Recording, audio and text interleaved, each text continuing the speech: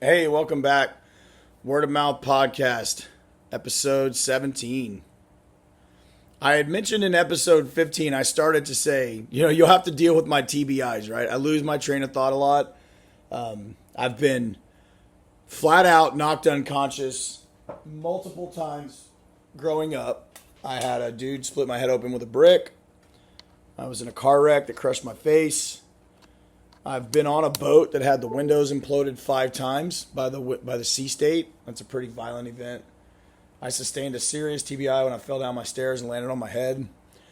So I've had quite a few head injuries in my life, and I tend to lose my train of thought. And what's funny is you start to notice that a lot more after you get out of the military than when you do. Because when you're in the military, you got stuff going on 24/7, right? There's a dark cloud above your head all the time with stuff. I bet if I went and interviewed any military person right now and asked them to just say the things that are on their to-do list, they could all spit off something that's like, do my orders, travel claims, set up my household goods move, call my detailer, go to medical, get my audiogram done, do my PHA, write E5 midterms, E6 evals are due, chiefs meetings, I got to go to this meeting, that meeting, budget meeting, renew my TS clearance. My 100-ton license expires in 6 months. I got to start getting that paperwork together. My dog needs to go to the vet. My car registration's out in a month. I need to get my oil changed. My kid needs dental work, right? Like we got stuff like that all the time going on in our heads. And so you never think about you, ever. You're always thinking about other people. And as you get in leadership, you go higher and higher, and you're thinking about other people, right? That's the job. And then you get out, that dark cloud disappears, and you start to realize you have these moments of missed thought, right? Like you're on a train of thought. Like I was telling you why I'm glad I'm from Texas. And the next thing you know, I'm talking about Dan down in Tampa and his advice he gave me. And it just happened. So to circle back on that point. Damn, I'm glad I'm from Texas, man. There's some good people in Texas. Texans, man, Texans are unapologetically patriotic. The only thing Texans love more than Texans, or the only thing that Texans love more than Texas is America. We are patriot. I think in the South, we are just patriotic. Because, as you drive east through Arkansas, Louisiana, Alabama, Georgia, Mississippi, that patriotism, you go up the East Coast, through the center of the country there and up to Boston, got patriots, man, like tough kids that grew up playing hockey and out in the woods, riding snowmobiles, ice fishing, lacrosse, football, basketball, baseball, competitive sports, wrestling, water polo. Kids that were rough and tough, got out, got in fist fights, got suspended from school, probably did a stint in juvie, But in the South, in Texas, where I come from, you are proud of your street, your home. You're proud of your school, your town, your state. We cheer for everything in Texas. We are just unapologetically patriotic, flag waving, brisket cooking, catfish frying, freaking loud and proud patriots, Americans. And we don't bow to all this BS that's going on right now. We don't care about all that stuff. Like, our love for our country and our state is deeply rooted in the core of who we are. And I love that. I love that I grew up in Texas. I spent 22 years in the Navy, and I watched the world change significantly, right? I came in the Navy. I didn't even have a cell phone back then, right? I didn't get my first computer until I was in 8 years in the Navy. And it was like my third deployment that I actually had a laptop, right? And so the world has changed significantly, and that's good and bad, right?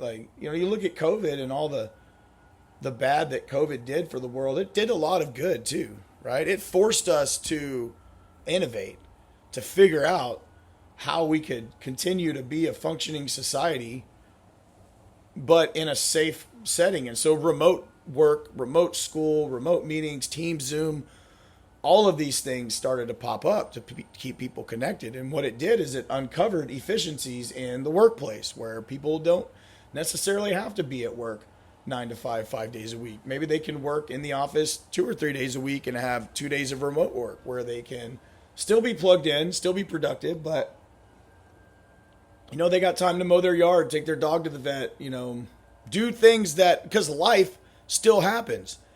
And that's the crappy thing is like life happens. You're at work from 9 to 5, then you get off, everything's closed. I can't go to the bank. I can't go to the DMV. I can't do any of that stuff, right? So COVID brought on a lot of good. And one of the things that it brought on good in the recovery community was one, it made a lot of people who were already alcoholics or borderline alcoholics. It definitely plunged us. We all leveled up during COVID, right? Whatever level of alcoholic you were when COVID began, you leveled up, right? Or maybe leveled up 2 times. I know I did.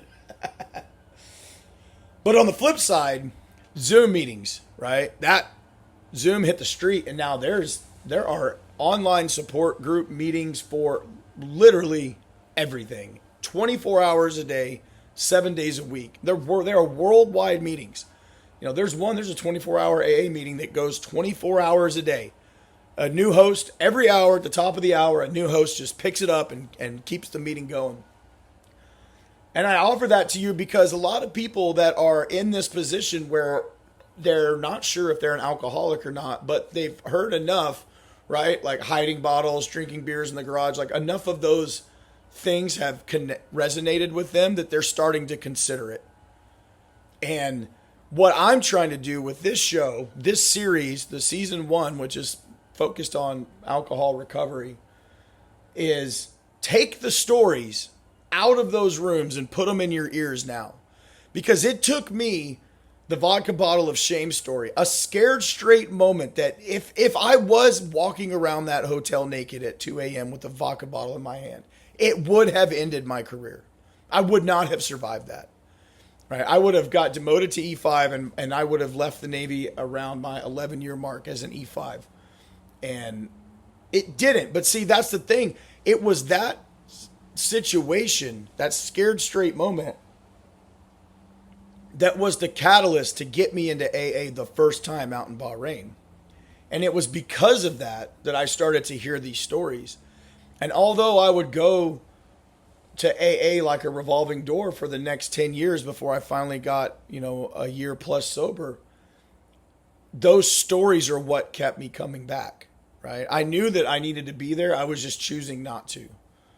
And I'm trying to put those stories into your ears now so that you don't have to have a scared straight moment or an actual moment where you get a DUI or, a drunken fight with your wife or your husband or, do something embarrassing in front of your children, embarrass yourself at a wedding. Like, I'm trying to put those stories of pulling you down from the crazy ledge, one peg at a time, into your ears now so that you don't have to have a scared straight moment that gets you to go in. You don't even have to go to AA if you don't want to. Listen to it online. I tell people that all the time. If you're too shy to go to AA, that's fine. Find an online meeting, sign into it with your camera and your microphone turned off, and sign in as Mickey Mouse or Mike Tyson, and just listen. Listen to it like it's a podcast. Instead of jamming the radio or whatever when you're driving to work, put on an AA meeting and just listen to it while you drive to work. Like, listen to some of the stories. It'll do wonders for you. And so the next episode I want to introduce is called Everything Is Not Fine. This is a pre-record from one of my original things. So Chris, I know my audio sucks. My everything sucks. I got a brand new MacBook Air, 2024 MacBook Air, so I think the audio is better on this than it was on my iPhone. The audio might still be crappy during this show, but, I thought of re-recording these episodes, but nah. Like, they're so raw that even if I tried to re-record it word for word, it wouldn't be the same, right? I could never recreate that original message the way that I did the first time. And I had to ask myself, do I put it on there with the crappy audio and let it be raw as is, genuine from the heart? Or do I try to re-record it with better audio, but then, you miss that original rawness? I decided I'm just going to put it on there as is. hopefully you guys can deal with it. I know my friend Chris, so it'll be like nails on a chalkboard for him, but he'll just have to manage. Like he told me, he was the first person I ever heard say, get comfortable being uncomfortable. So Chris, get comfortable being uncomfortable when you listen to the previous post and the crappy audio.